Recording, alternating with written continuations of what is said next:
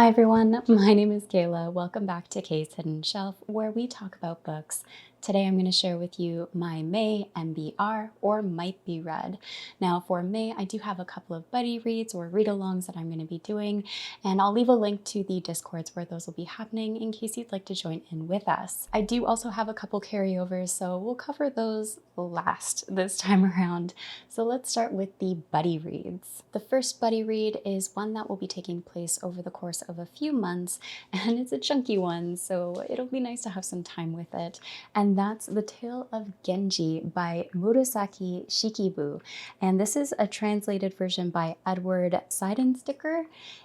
And so I had read about this on She Was Only Evie's Discord. This is where the buddy read is going to be happening, so I'll leave a link down below.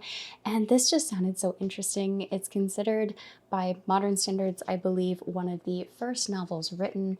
It was written in the 11th century in medieval Japan. So my copy is around 1,100 pages. The text in this is fairly small, I'll say, and the pages are rather thin.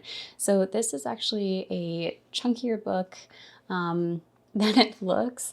What interested me in this was that the story follows a prince called Genji and his life in court. So having this written in the time frame of the 11th century itself and in Japan, I thought this would be so interesting to read, just to see the differences in time, as well as I'm sure there's going to be a lot of political intrigue in this and how their lives were influenced, essentially. From what I've heard, this is a poetic read, and from the little research that I did, Seidensticker's translation came recommended, although Tyler's translation is highly recommended. They just recommend Seidensticker first as it's usually a more accessible entry point compared to Tyler's translation, and there's a whole comparison on a website. I'll leave a link down below if anyone's interested in checking that out. But yeah, for the Tyler translation, they just recommend using a reading companion if you are not familiar with The Tale of Genji before Tyler's translation. And so I thought this would be a good place to start with Seidensticker. So yeah, this is one I'm really looking forward to joining in with the buddy read. It sounds like it'll be interesting. The next buddy read I will be joining in is Dr. Zhivago by Boris Pasternak. Now this is happening with a bunch of different booktubers, including Beautiful Minutia, She Was Only Evie, Dostoevsky in Space, and Miss Richards Reads.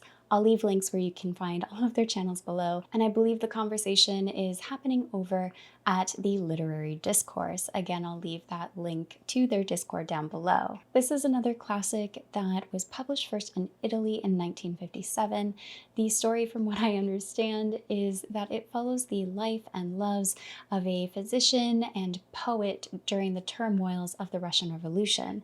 It's around 700 pages, and it just sounded interesting. It sounded like something that might be up my alley, and I've been wanting to read more Russian works as well. Next, I plan to read Gurzel by I Anonymous.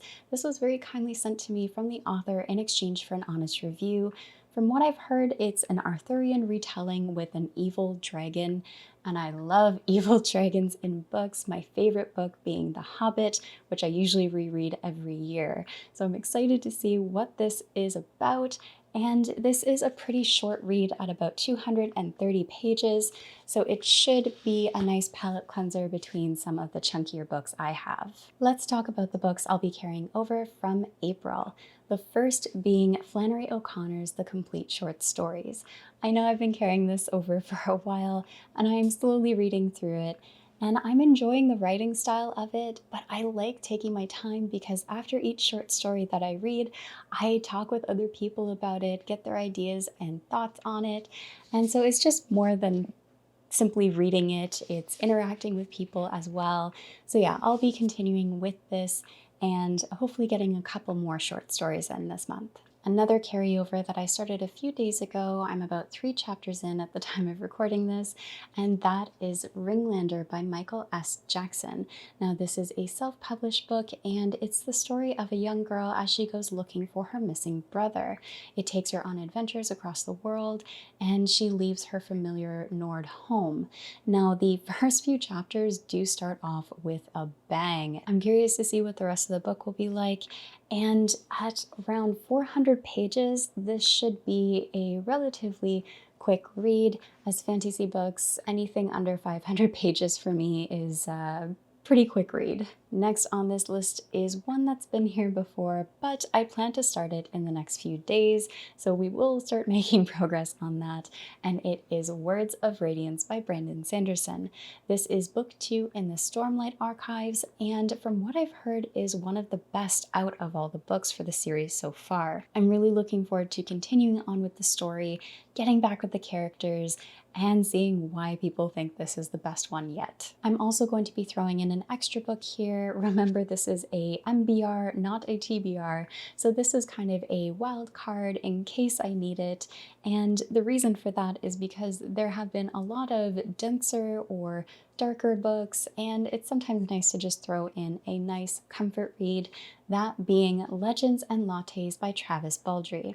This is a high fantasy world with low stakes.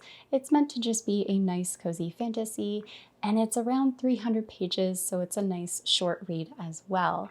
So yeah, I'll be throwing this in as a nice extra wild card in case I need it in between some of those bigger reads. So that wraps up all the books that I hope to read in May. Are there any books in particular you are looking forward to reading this coming month? Do you have any buddy reads going on? I'd love to hear from you guys. Please leave a comment down below. Thank you so much for watching, and as always, take care of yourselves.